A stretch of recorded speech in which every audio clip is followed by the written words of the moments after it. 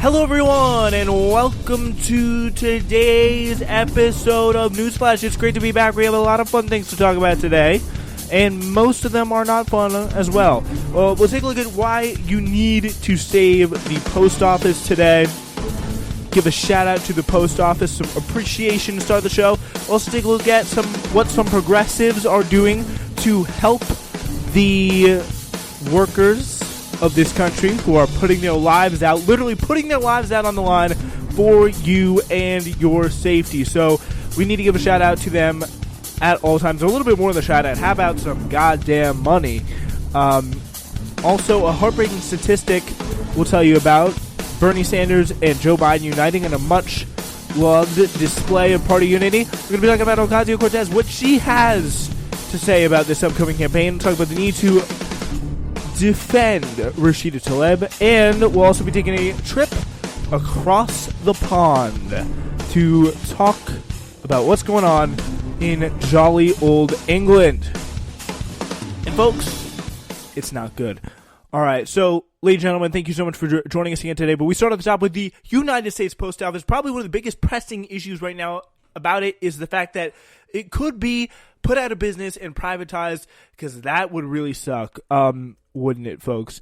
And it really is kind of one of the last real big vestiges of things in this country that hasn't been completely sold out and completely sucked dry for the exchange of profit. Like, so many people have been saying on Twitter, like, well, it deserves to die. It's not making a profit. That's been the argument from a lot of the more right-wing people out there for destroying the Postal Service. But let's be real. Like, you don't always need to have something that makes a profit all the time. There's some things that are just meant to perform a public service. Profit be damned. The United States Postal Service is one of them. I do want to point your attention to this great piece here in Discourse blog by Rafi Schwartz. If you wanted, I could print this blog out on paper, and thanks to the magic of the United States Postal Service, mail it to you directly for a negligible fee. And if you so desired, I could do the same thing, but send it to you through FedEx or UPS instead. That'll probably cost you a lot more, though.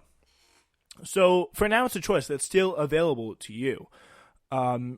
Soon it might not be. Fast, reliable, and inexpensive mail has become an unlikely pillar during our pandemic isolation. It provides a tangible lifeline to the outside world where we are no longer able to enjoy ourselves, and ensures that packages, medical prescriptions, bills, and paychecks arrive safely on time.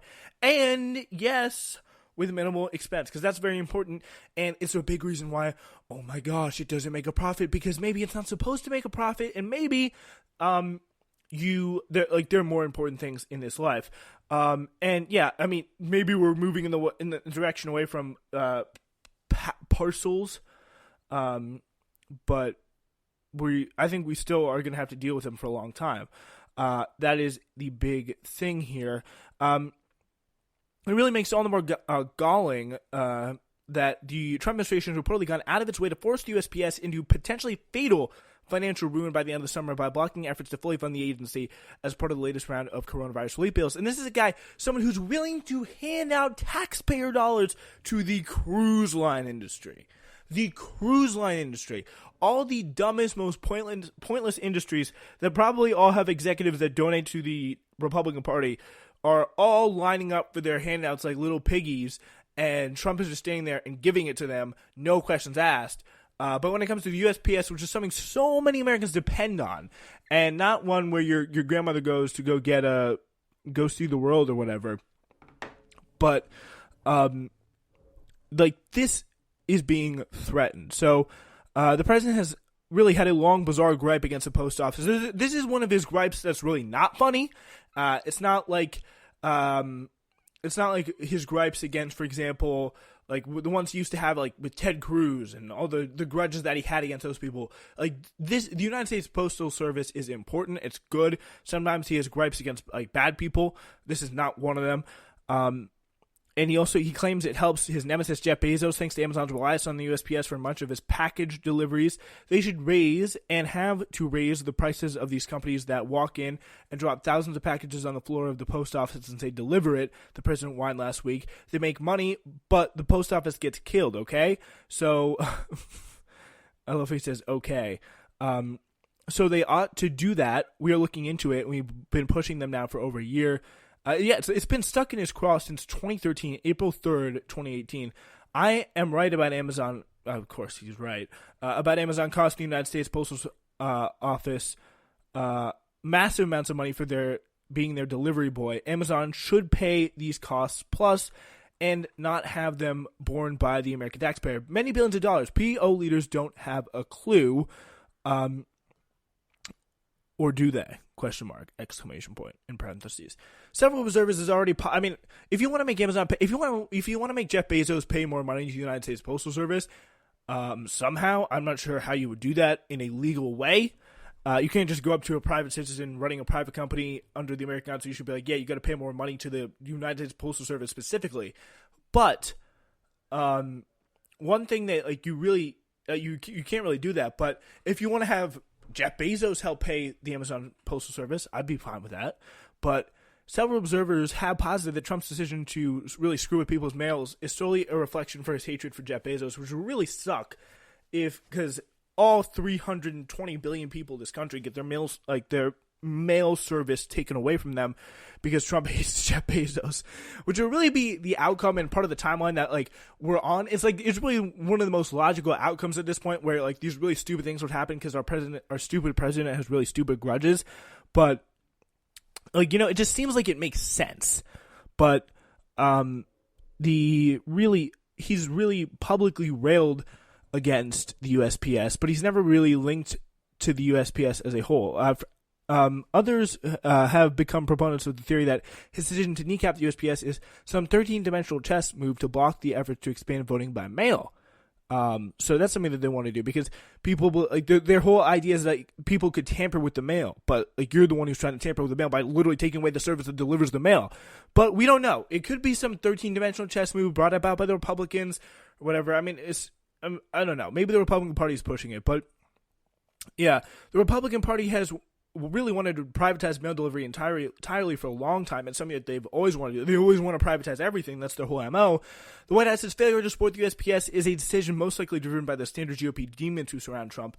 It should probably be seen as part of the longer mission. It's not just, it may be the grudge that Trump has against the Postal Service is part of it. It's really one of the factors that's getting it off the ground. But believe me, it's something that they've always wanted to do. It's something they've always been pushing to do because they are demons who want to suck the soul out of everything good in this country. So, yeah, they pretty much want to do a quote-unquote Dementor's kiss, Harry Potter styles to the Postal Service here. And they are in the process of doing it. Sorry, I watched like 3 Harry Potter movies over the weekend with my family, so what do you want? But there's a fundamental difference between the USPS and its private competitors. The Postal Service is exactly that, a service rendered to you by the government to fill a crucial need, namely getting certain types of things, very important things a lot of the times, from A to B. Much like fire departments or highway repair workers or any number of other municipal, state, and federal programs that exist simply because it's what governments do. Like, not everything can be handled down to private businesses. It is not something that, like, it's just, it works for everything. Like, you can't always privatize everything. Like, governments are supposed to play a role in people's lives. And of all the most innocuous things you could be mad about a government for, like, just delivering people's mail does not seem like a big problem with the government. And the government does deliver mail for an efficient cost to a pretty low cost. And I mean, I think that's something that it really does deserve credit for. And this conversation is really making me think of this classic clip from the Joe Rogan podcast where they have this guy, Dave Rubin. If you don't know who Dave Rubin is, he's a guy who used to be a left-wing personality on YouTube, and then he switched to a right wing pretty much to make more money. And he's on with Joe Rogan. He's talking about the post office and what it does well. It's just an absolutely pretty epic exchange where Joe Rogan, being the guy who Joe Rogan is really able to easily body in this exchange the idiot that is what's his name? Dave Rubin about the post office. I mean, it's also a good way of, it's a funny and good way of kind of educating you about all the post office does for you if you didn't know already.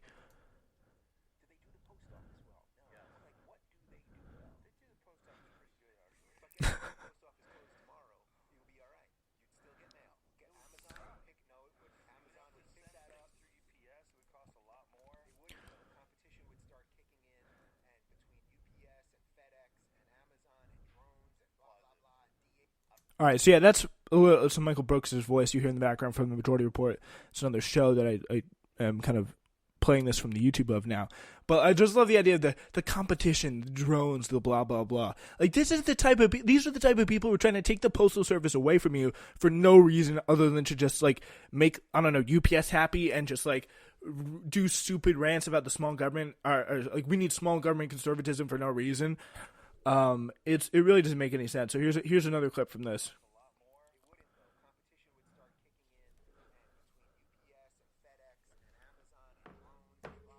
And blah blah blah.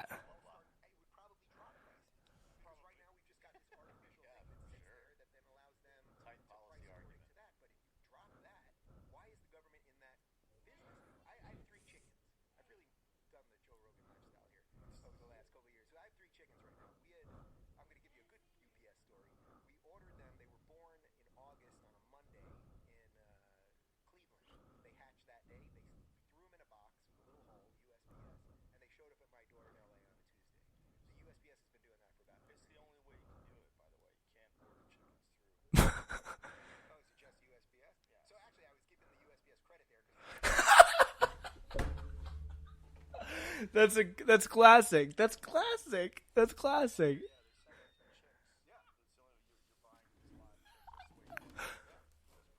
Oh.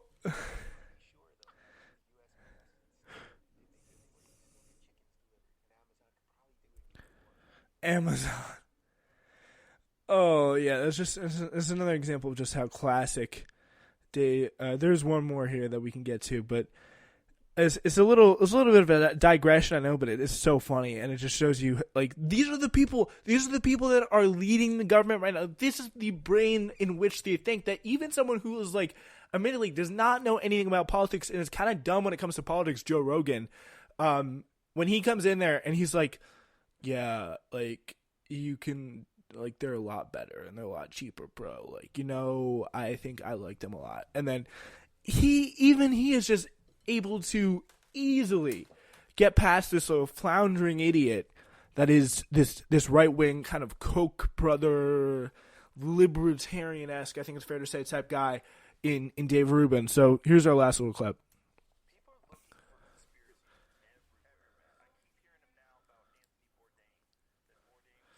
I don't even think this is about.